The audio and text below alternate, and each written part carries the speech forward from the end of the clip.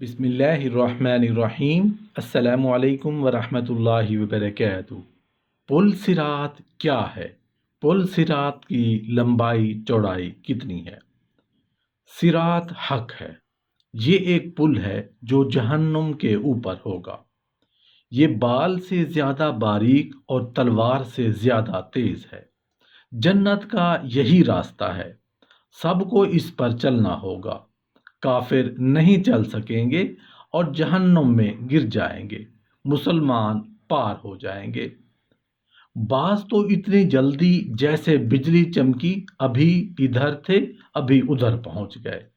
بعض تیز ہوا کی طرح، بعض تیز گھوڑے کی طرح، بعض دھیرے دھیرے، بعض گرتے پڑتے کانپتے لنگڑاتے۔ جتنا اچھا عمل ہوگا اتنی ہی جلدی پار ہوگا۔ بیان کرتے ہیں کہ ایک دن ایک شخص نبی کریم صلی اللہ علیہ وآلہ وسلم کی خدمت میں عرض گزار ہوا، یا رسول اللہ صلی اللہ علیہ وآلہ وسلم، پل صراط کی کشادگی کتنی ہے؟ آپ صلی اللہ علیہ وآلہ وسلم نے فرمایا، چوڑائی کے بارے میں کیا پوچھتے ہو؟ البتہ اس کی لمبائی 30,000 سالہ راہ ہے، اور وہ بال سے زیادہ باریک، تلوار سے زیادہ تیز ہے۔ عرض کیا گیا، یا رسول اللہ صلی اللہ علیہ وآلہ وسلم، اس سے گزرنا عقل میں نہیں آتا کہ کیسے گزریں گے؟ آپ صلی اللہ علیہ وآلہ وسلم نے فرمایا، جو شخص شب و روز 12 رکعت سنت پر ہمیشگی اختیار کرے گا، اللہ تعالیٰ اس کے لیے پل صراط سے گزرنا نہایت آسان فرما دے گا۔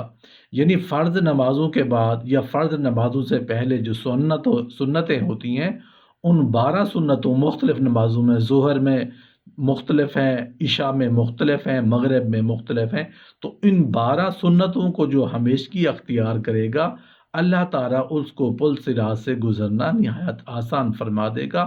خلاصۃ الاخبار میں ہے کہ جب سید عالم صلی اللہ علیہ وآلہ وسلم نے فرض پر 12 رکعت سنتوں کا اضافہ فرمایا تو حضرت جبرائیل امین علیہ السلام بارگاہ رسالت مآب صلی اللہ علیہ وآلہ وسلم میں حاضر ہوئے اور اللہ تعالیٰ کی طرف سے بشارت دی کہ جو شخص ان 12 سنتوں کو ہمیشہ ادا کرتا رہے گا، اس کے لیے میں جنت لازم اور دوزخ حرام کر دوں گا۔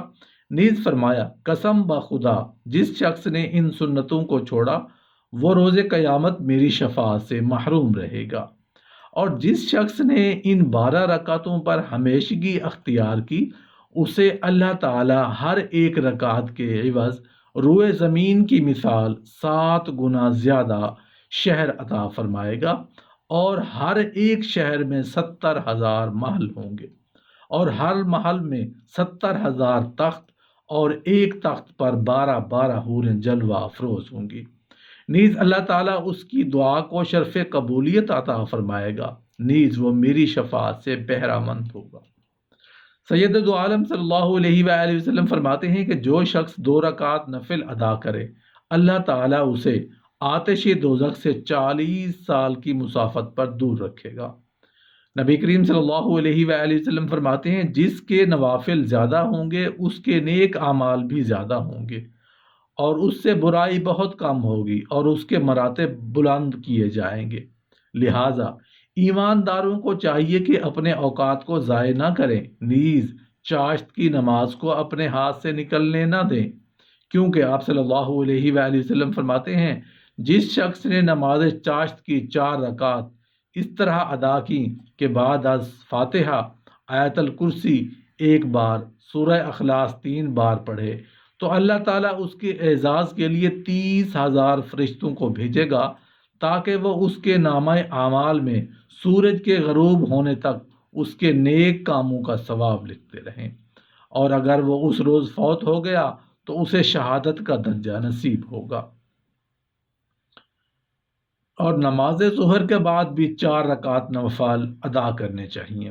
حضرت امام ابو بکر تمسانی رحمۃ اللہ علیہ اپنے صحیح میں راقم ہے کہ نبی کریم صلی اللہ علیہ وآلہ وسلم نے فرمایا، جو شخص قبل از نماز ظہر اور بعد میں 4 رکعت نفل ادا کرے گا تو اللہ تعالیٰ اس پر آتش دوزخ حرام ٹھہرائے گا۔